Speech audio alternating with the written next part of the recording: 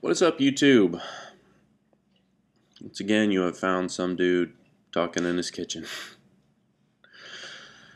Uh, so, I vowed to start a series on looking at the philosophers and trying to advance our understanding and our pursuit of philosophy. The first person that I'm talking about here is Thales of Miletus. Now, originally I wanted to start with the Western philosophers because, well, it seemed the most relevant, right? But then in my research, I began to wonder, should should I go for just the oldest and work our way to, Cicero or one of the other more quote unquote modern philosophers, so to speak, and the some of them, there's some philosophy that has remained in existence from Egypt, for example, that very much predates the Greek pursuit, and and I thought, no, I'm going to stick with the Western to begin and just rotate along them in order of the early perspectives. Consider it like a wheel where we're starting at the center of this wheel where we are now, and towards the outside is what has influenced us from long ago, and just kind of going around the wheel, uh, Western, Near Eastern, Far Eastern, all that, and kind of working it together, and maybe trying to plug it into a today type understanding.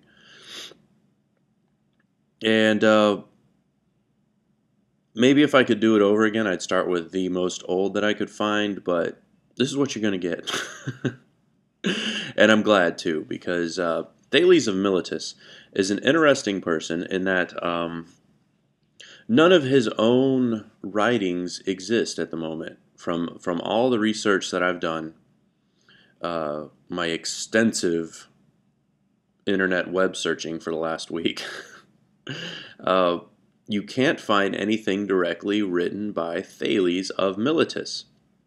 He's mostly referenced by other Greek philosophers, such as Aristotle and Plato, and they revere him as being this person who originated most everything. My own personal experience with Thales of Miletus had to do with when I was learning about stocks and futures. Thales, of course, is famous, as the legend goes, for buying all the wine presses when he predicted a good harvest the next summer. And he ended up making quite a bit of money with his prediction, and that was the birth of futures and futures options.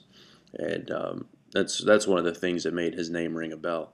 Now, why Thales is a good example of why we should start there, it has to do with those wine presses. And that, what's it all about? Is philosophy really a is it really a worthwhile thing to study? Well, in the case of Thales, between his mathematics and his philosophy, he pulled the trigger and made a risk on a financial investment, and came out quite well over the whole thing. But the same guy, known for his astronomy, known for his mathematics, uh, legend holds that he fell into a well, and a young maiden said to him, you know all the movements of the stars, yet you can't navigate a town without falling into a well because you're staring up at the sky so much. And lo and behold, he proved as legend claims that yeah, there's some use in it. Thales, from a mathematical standpoint, he did some amazing stuff. He was the first person to bisect a circle and find out that the length of that cut up the middle is the diameter, and mathematically that was very important. He was able to measure using triangles and geometry. He was able to measure the pyramids by comparing the shadow that they cast with other lengths of shadows, and working with the ratios and be able to tell exactly how tall the pyramids were. Stuff that seems very, very simple nowadays that we do day in and day out, but in the 570 BC era, it was innovative. It was quite innovative.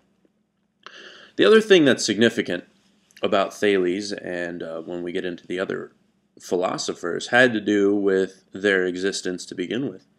Obviously, mankind was around before then. Even Western man was around before then. Yet, there's no particular record of people sitting around like a think tank and just going to town.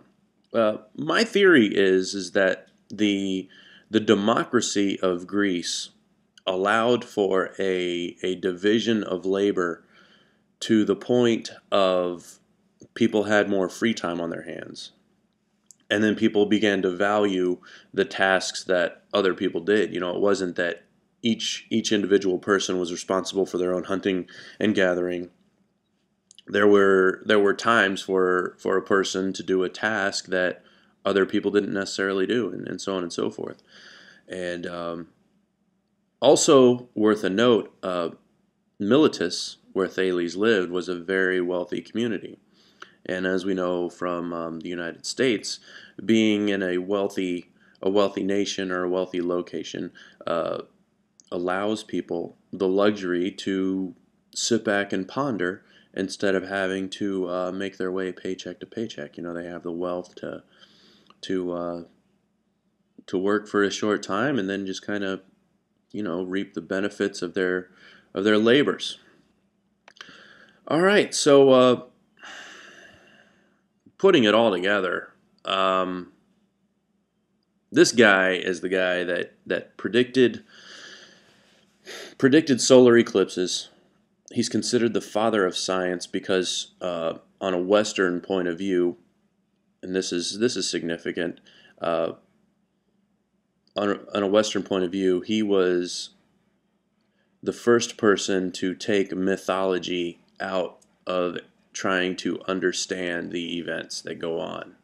He would, instead of just writing it off, well, no, it's God that makes for example, it's God that makes the moon come in front of the sun and blot it out. He was like, no, the moon is on a rotation comparable to the course of the sun, and at this particular point, the moon and the sun are going to bisect and block out the sun, as opposed to everybody just saying, no, it's God, that's all there is to it.